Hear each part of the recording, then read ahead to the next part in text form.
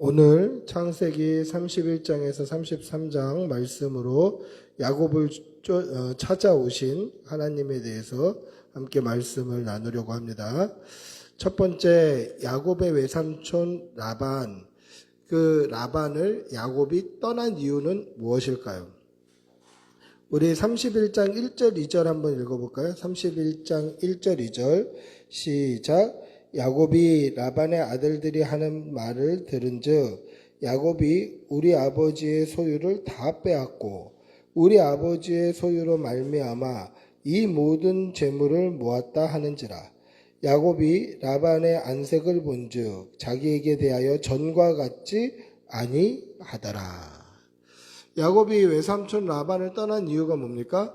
라반의 아들들, 즉 야곱에게는 처남이죠. 이 라반의 아들들의 이간질 때문에 떠난 거예요.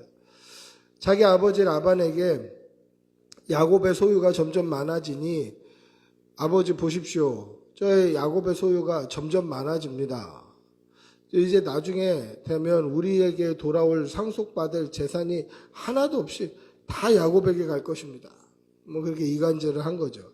그랬더니 라반이 야곱을 대할 때 그 안색이 이전과 달랐다라는 거죠. 그 전에는 어땠습니까? 자신의 아들처럼, 자기 두 딸의 남편, 사위니까 자기에게는 아들처럼 그렇게 대했는데 안색이 달라지는 거예요. 즉 이제 남처럼 대하는 거예요. 찬바람이 쌩쌩 부는 거죠.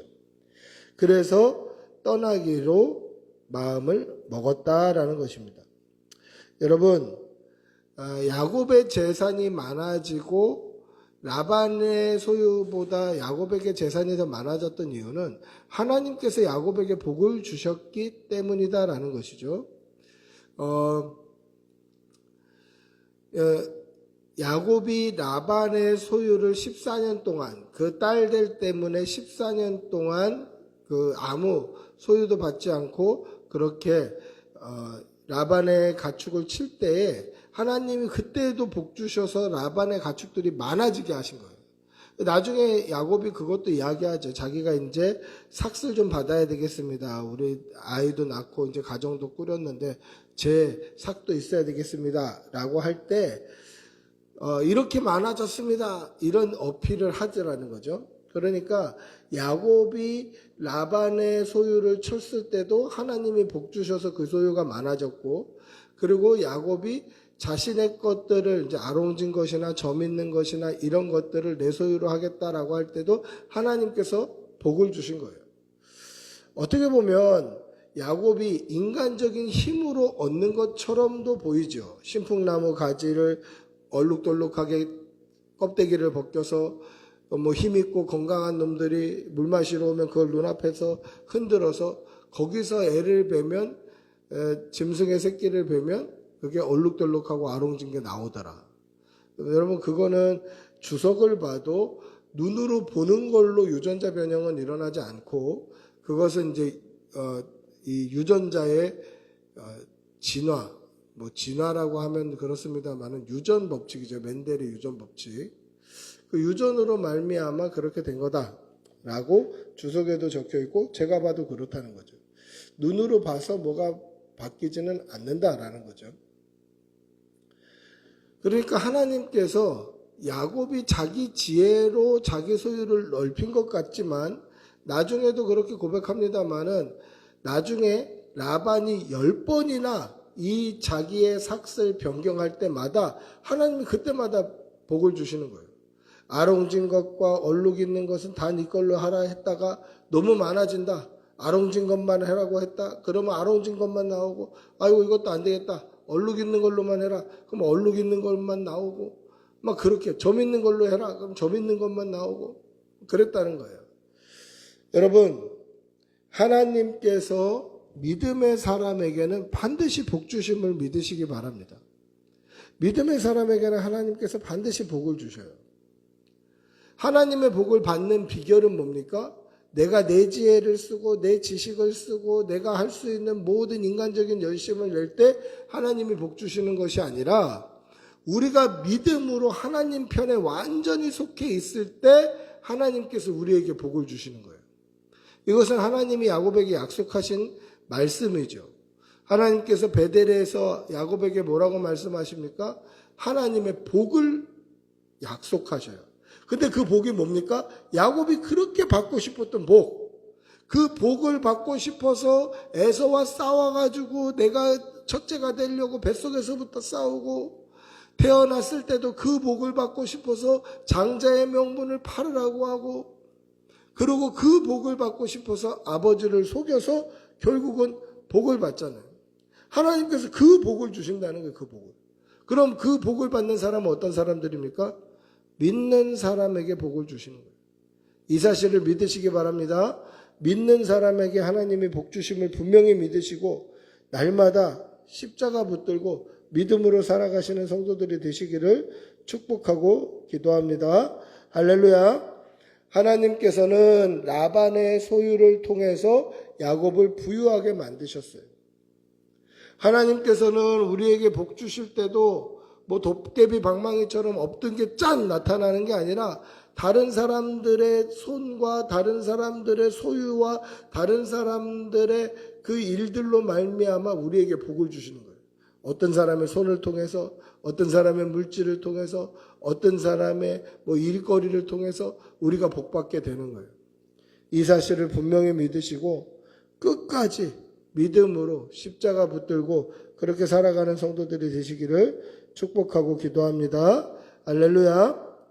두 번째, 야곱이 라반을 떠날 때 라헬이 아버지 라반의 가정 수호신 우상인 드라빔을 훔친 이유는 무엇입니까?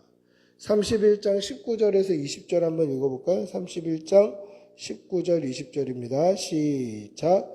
그때에 라반이 양털을 깎으러 갔으므로 라헬은 그의 아버지의 드라빔을 도둑질하고 야곱은 그 거취를 아람 사람 라반에게 알리지 아니하고 가만히 떠났더라.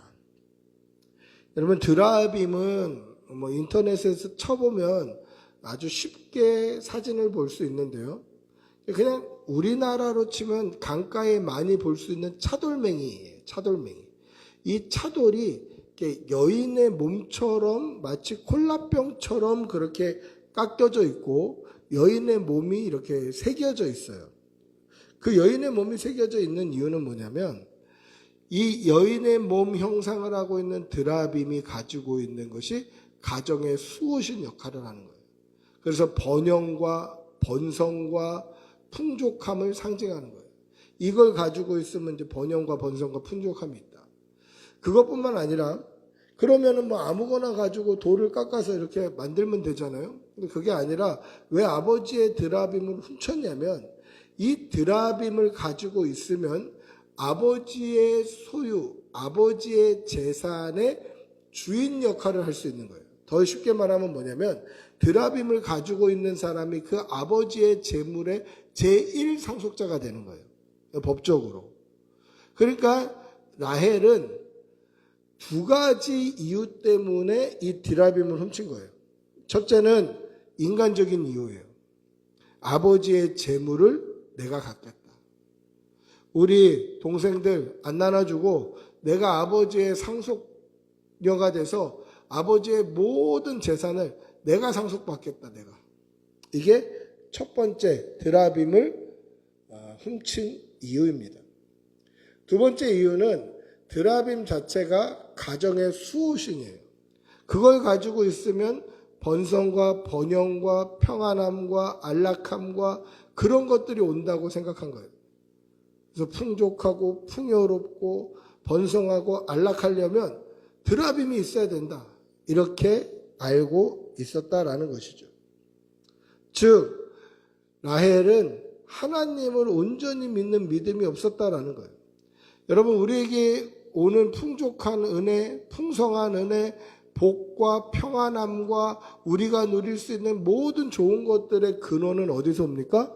하나님께서 주시는 거예요. 하나님의 복이에요. 그러면 그 하나님의 복을 받으려면 어떻게 됩니까? 아까도 말씀드렸다시피 하나님을 믿는 믿음으로 하나님께 온 마음을, 온전히 하나님께 마음을 쏟아야 되는 거예요. 하나님께서 우리에게 요구하시는 건 뭡니까? 온전함이에요. 온전함. 너희는 내 앞에서 행하여 완전하라. 이게 하나님이 우리에게 원하시는 믿음의 분량이에요. 완전한 거, 완전한 거. 어디 딴 데다 마음 뺏기지 말고 언제 딴 데다가 2순위, 3순위, 2지망, 3지망 두지 말고 오직 하나님께 완전하게 하나님을 신뢰하고 믿는 것, 이게 하나님이 원하시는 우리 믿음의 분량이더라는 거죠. 근데 라헬은 어떻게 합니까? 라헬은 그래도 드라빔을 훔쳐서 이거 있으면 평안한데, 이거 있으면 풍족한데, 이거 있으면 번성한데, 이렇게 하나님께 가야 될 마음을 우상에게 뺏기고 있다라는 것이죠. 그럼 이것은 온전한 믿음이라고 할 수 있나요? 온전한 믿음이라고 할 수 없다라는 거죠. 여러분, 라헬이 자녀가 없었던 이유가 바로 여기에 있습니다. 하나님께 온전히 믿는 믿음으로 나아가지 못했다는 거예요. 제가 라헬과 레아의 이야기를 하면서 야곱은 라헬을 사랑했지만 하나님은 누구를 더 사랑했다고 되어 있습니까? 성경에는 구체적으로 하나님은 레아를 더 사랑했다라고는 되어 있지 않지만 레아가 남편에게 사랑받지 못하는 것을 보시고 그 태를 열어서 그에게 자손을 주었다. 자녀를 주었다. 즉 그것 자체가 하나님께서 은혜 주신 것이고 하나님께서 복 주신 것이다. 즉 하나님이 사랑하신 것이다 라고 말씀드린 적이 있습니다. 즉 레아가 하나님의 사랑을 받은 이유는 뭡니까? 온전한 믿음이에요. 그럼 라헬이 하나님의 사랑을 받지 못했던 이유가 뭡니까? 그것은 온전한 믿음이 없었다라는 거죠. 마음이 2지망, 3지망 다른 것도 마음을 쏟아서 다른 거에도 양다리를 걸쳐보는 거예요. 만약에 하나님이 안 주시면 이렇게 해봐야지, 하나님께서 내 기도 안 들어주시면 저렇게 해봐야지, 하나님께서 이 문제 해결 안 해주시면 다른 방법을 찾아봐야지, 이게 바로 라헬과 같이 신앙생활하는 거예요. 하나님을 믿는다고 하고 하나님께 복받았다고 입으로는 얘기하지만 드라빔을 손에 꽉 쥐고 있는 거예요. 심지어 아버지가 찾지 못하게 안장에다 놓고 위에 앉아가지고 아버지가 찾지도 못하게 그렇게 만들어버려요. 여러분, 우리의 믿음을 좀 돌아보시기를 바랍니다. 우리에게도 드라빔 같은 거는 없나요? 하나님께 온전히 마음을 쏟고 하나님께 온 마음을 쏟고 하나님 앞에서 행하기를 완전하게 행해야 됨에도 불구하고 2순위, 3순위, 다른 방법, 다른 힘, 다른 의지할 것, 이런 것들을 두고 있지는 않은지 우리 믿음을 좀 돌아보시기를 바랍니다. 하나님만 완전히, 온전히, 완벽하게 신뢰하는 그런 성도들이 되시기를 축복하고 기도합니다. 할렐루야. 세 번째, 고향으로 돌아가던 야곱을 만난 하나님의 사자들이 야곱에게 전해준 이야기는 무엇입니까? 32장 6절 한번 읽어보겠습니다. 32장 6절 같이 읽어보겠습니다. 사자들이 야곱에게 돌아와 이르되 우리가 주인의 형 에서에게 이른즉 그가 400명을 거느리고 주인을 만나려고 오더이다. 자, 야곱이 고향을 떠나 외삼촌 라반의 집에 거한 지 20년이에요. 지금처럼 핸드폰이 있는 것도 아니고 인터넷이 있는 것도 아니고 화상 채팅이 되는 것도 아니에요. 그럼 20년 동안 떨어져서 죽었는지 살았는지도 모르게 그렇게 살았다라는 거죠. 근데 왜 야곱이 외삼촌 라반의 집에 몸을 숨기고 거기서 몸을 의탁하며 20년 동안 그렇게 종처럼 일을 하며 살았을까요? 그 이유는 야곱의 어머니 리브가가 태중에 있을 때부터 야곱과 에서가 뱃속에서부터 서로 장자가 되려고 싸우는 것을 보고 걱정이 돼서 하나님 앞에 기도했을 때 하나님께서 두 민족이 네 뱃속에 있다.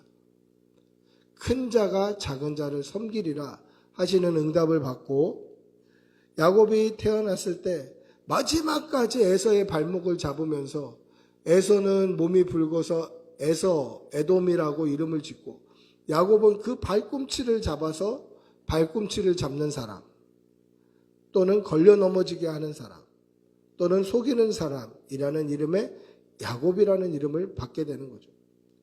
그래서 이 야곱이 평생을 하나님의 복을 받고 싶어서 장자가 되려고 몸부림을 쳐요. 그래서 어떻게 합니까? 형에게 팥죽 한 그릇으로 장자의 명분을 뺏어와요. 저는 이게 그렇게 진지한 이야기가 아니었을 거라고 생각이 돼요. 여러분 그런 적이 있지 않습니까? 저도 제 동생하고 4살 터울 나이 차이가 나는데 어렸을 때 어머니하고 저하고 이렇게 어머니께서 저하고 동생에게 뭐 과자 같은 게 있으면 똑같이 나눠주셨어요. 싸우지 말라고 똑같이 나눠주셨어요. 저는 이렇게 톡톡 먹는 스타일이고 동생은 막 아껴 먹는 스타일이에요. 먹다가 중간에 접어놨다가 또 펴서 먹다가 그래요. 그러면 그 동생은 여자애고 이제 저는 남자고 제가 나이도 많고 그러니까 제가 다 먹고 나면 동생께 조금 남아 있는 거죠. 그러면 이제 달라고 그러는 거예요. 살살 꼬셔야 돼. 하나라도 더 먹고 싶으면 달라고 그러는 거죠. 달라고 그러면 줍니까? 안 주죠. 네 거 다 먹고 왜 달라고 그러냐 그러고 막 뭐라고 하니 안 주는 거예요. 그러면 계속 달라고 요청하면 동생이 뭐라고 얘기하냐면 누나라고 불러보라고 그래요. 누나라고 불러봐. 4살 차이나 어린 동생한테 과자 먹고 싶으니까 누나 이렇게 부릅니다. 그러면 이제 주는 거예요. 저는 이 야곱이 야곱이 에서에게 장자의 명분을 뺏어온 것은 막 아주 진지하게 뭐 각서를 쓰고 그렇게 했던 이야기가 아니라 밖에서 사냥을 하고 돌아왔는데 팥죽을 쓰는 그 냄새도 좋고 붉은 것이 맛있어 보여서 내가 지금 배고파 죽게 생겼으니 붉은 것 좀 먹게 해달라. 근데 진짜 죽을 것 같았을까요? 그거 안 먹으면 당장 죽을 정도였을 것일까요? 그것도 아니었을 것 같아요. 우리가 늘 하는 말들 있잖아요. 아, 배고파 죽겠어. 아, 그러니까 야, 그것 좀 빨리 갖고 와봐.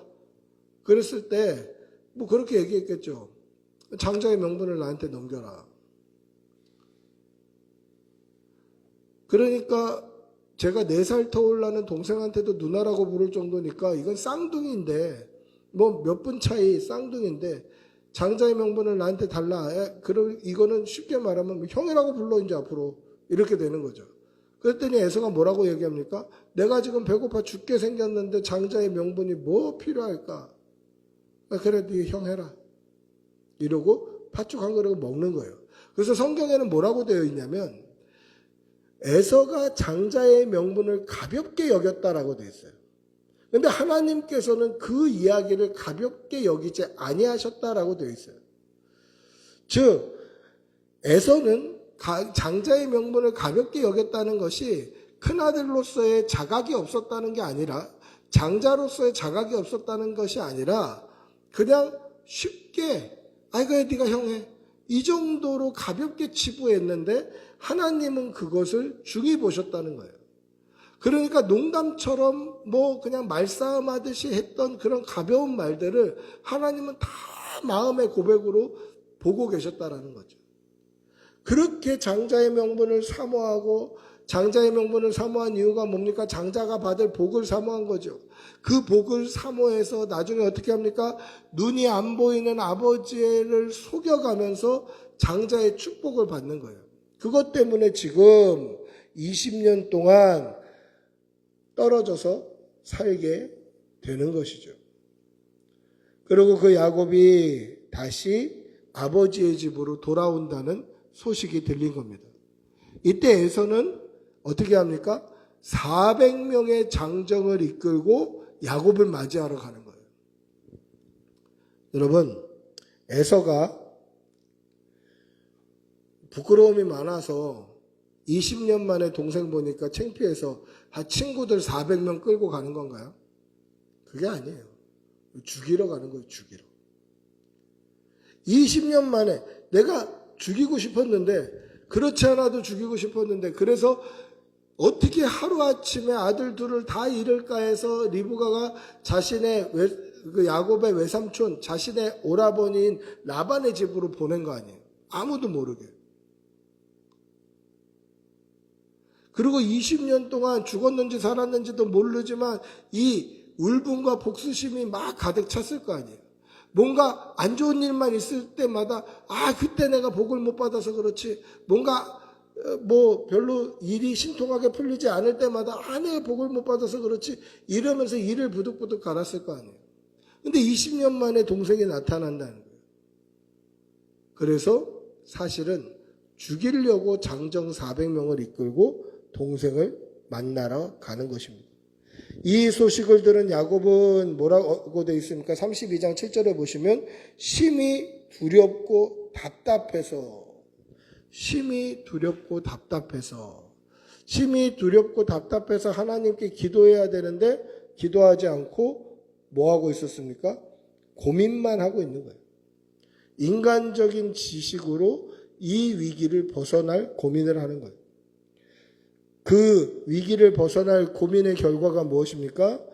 4번, 에서를 피하고자 선택한 방법은 무엇이며 그 결과 어떻게 됩니까? 32장 22절부터 25절 한번 읽어볼게요. 22장부터 25절, 22절부터 25절, 32장 22절부터 25절 같이 읽어보겠습니다. 시작.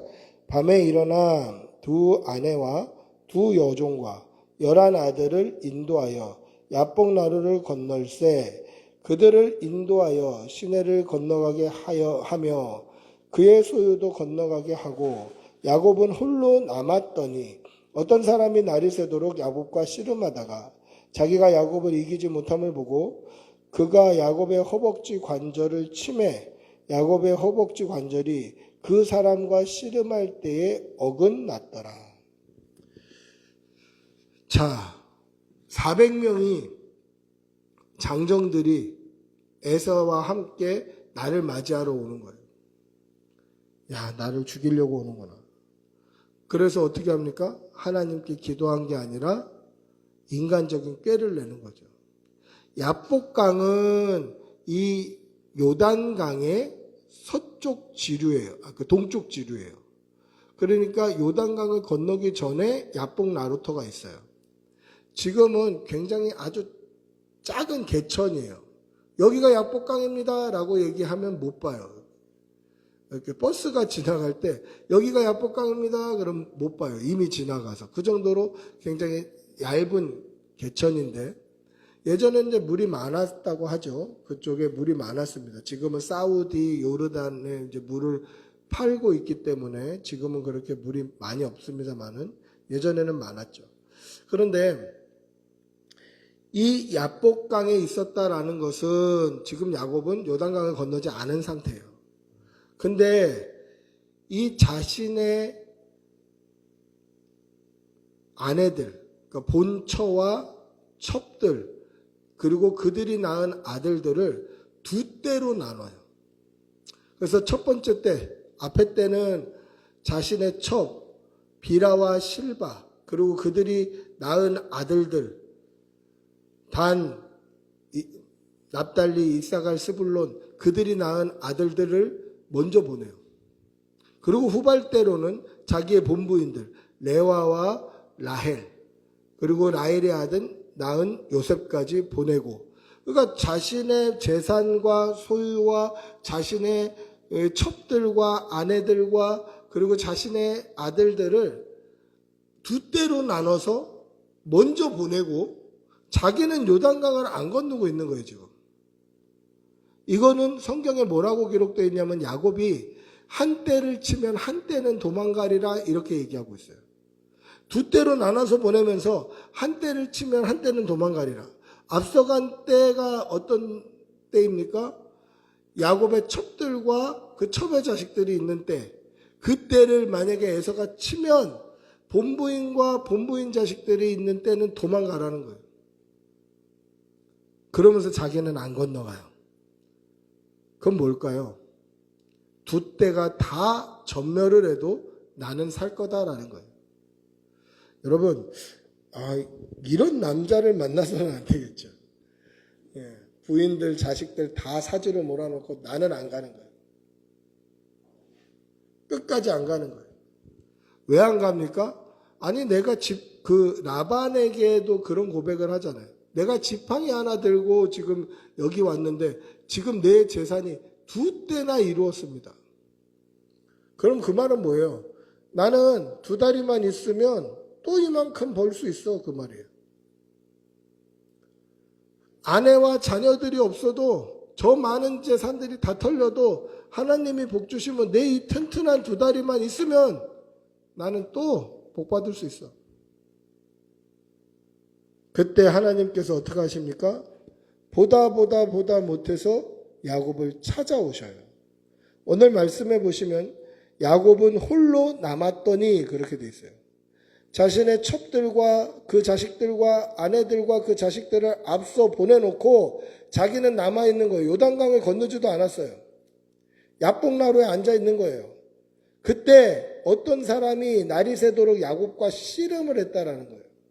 이 문장의 주어가 2개예요. 야곱이라는 주어도 있고 어떤 사람이라는 주어도 있는데 이 문장을 이끄는 진짜 주어는 뭐냐면 어떤 사람이에요. 어떤 사람. 야곱이 끝까지 자기 맘대로 살고 있을 때에 하나님께서 야곱을 찾아오셔서 인생의 주인이 되어주시는 그 사건이 이 야복나루에서 야곱과 씨름했던 사건이에요.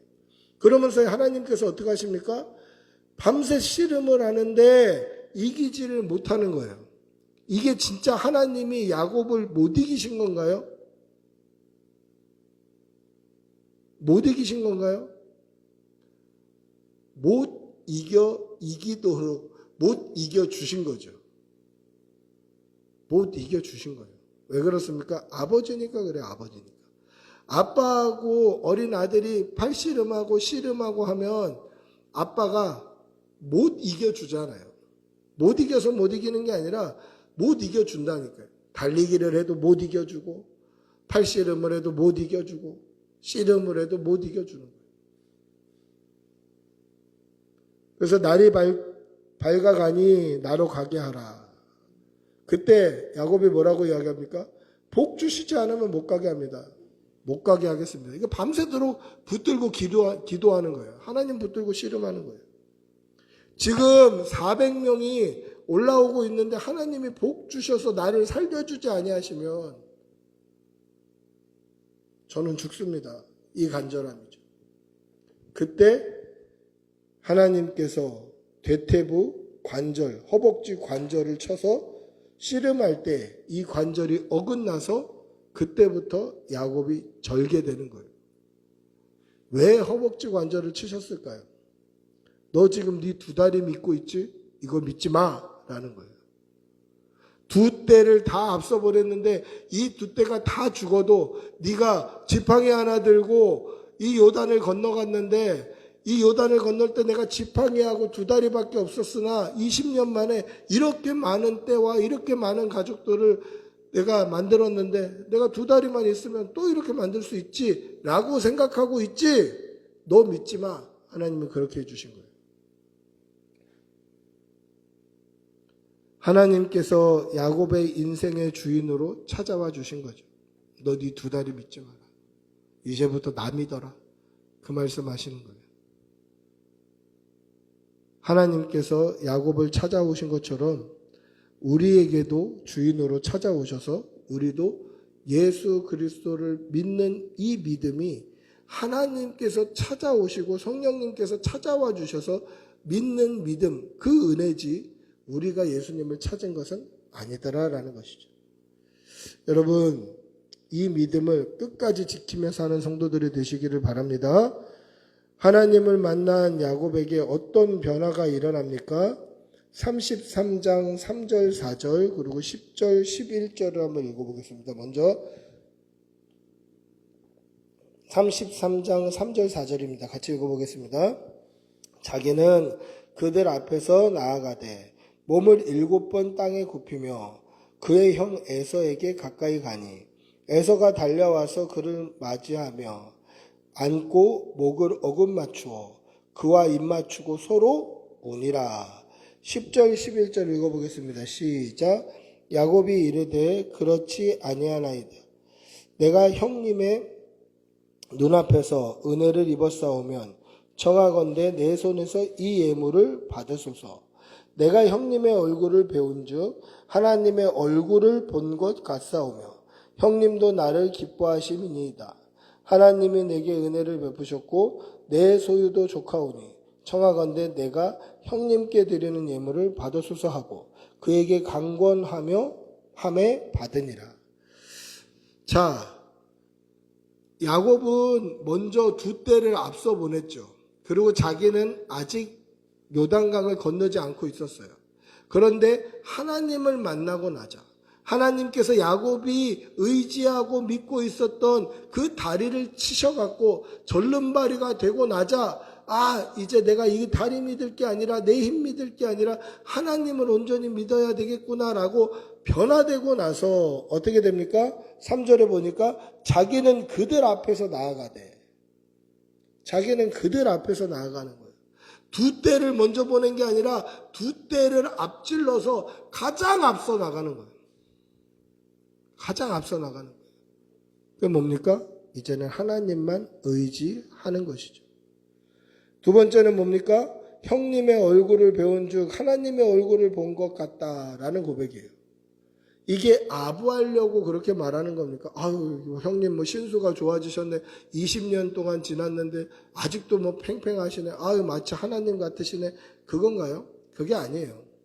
진짜 하나님을 본 것 같은 거예요. 그 전에 들리는 소문은 400명의 장정을 이끌고 나를 맞이하러 온다는 얘기예요. 그건 100% 죽이러 오는 거잖아요. 여러분 400명의 장정 이거는요 민간 그 사병이에요. 사병. 자신의 집에서 훈련시키는 민간 사병이란 말이에요. 이 사병들을 이끌고 온다? 외로움을 많이 타서 그게 아니라 죽이려고 오는 거예요. 근데 어떻게 그 죽이려고 오던 에서의 마음을 하나님이 만지시고 어떻게 변화시키시고 어떻게 거듭나게 하셨는지 그 얼굴이 하나님 얼굴처럼 바뀌어 있더라는 거예요. 성경에 기록되어 있지 않지만 라반의 모습을 좀 한번 우리는 다시 상기해 봐야 돼요. 오늘 읽은 본문에 보시면 하나님께서 라반이 야곱을 쫓아갔을 때에 하나님이 뭐라고 말씀하십니까? 너는 선악간에 아무 말도 하지 마라. 하나님이 라반을 만나 주셨어요. 야곱을 만나기 하루 전에 라반을 먼저 만나 주셨어요. 그래서 그 마음에 아무 말도 하지 마라. 하나님께서 야곱과 함께 하신다라는 것을 알려주신 거죠. 즉 성경에 기록은 없지만 야곱이 하나님과 씨름할 그때에 아마 하나님께서 에서의 마음을 만지셨던 것 같아요. 그래서 그 에서의 마음이 야곱을 죽이러 왔던 400명을 데리고 이 장정들 400명을 이끌고 진짜 20년의 그 원한을 품고 죽인다 하고 왔다가 그 얼굴이 하나님처럼 바뀌는 역사가 일어나더라는 것이죠. 여러분 야곱이 답답했던 이유는 뭡니까? 에서가 400명 이끌고 온다는 것 때문에 답답한 거야. 죽었구나. 근데 하나님을 만나고 나니까 가장 앞서 나가서 에서를 만나는 거예요. 마음이 답답하지 않아요. 현상은 바뀐 게 하나도 없는데 여전히 에서는 400명을 이끌고 오고 있는데 하나님을 의지하니 이제 더 이상 그게 문제거리로 보이지 않더라는 거예요. 사랑하는 성도 여러분, 믿음으로 하나님을 바라보시는 성도들이 되시기를 바랍니다. 우리의 문제거리를 만나서 답답할지라도 믿음으로 하나님을 바라보시고 하나님만 의지하고 하나님이 해결해 주시고 피할 길을 내주시고 우리의 답답한 그 문제들을 해결해 주시기를 간절히 기도하시고 날마다 하나님의 은혜와 복을 사모하는 성도들 되시기를 축복하고 기도합니다.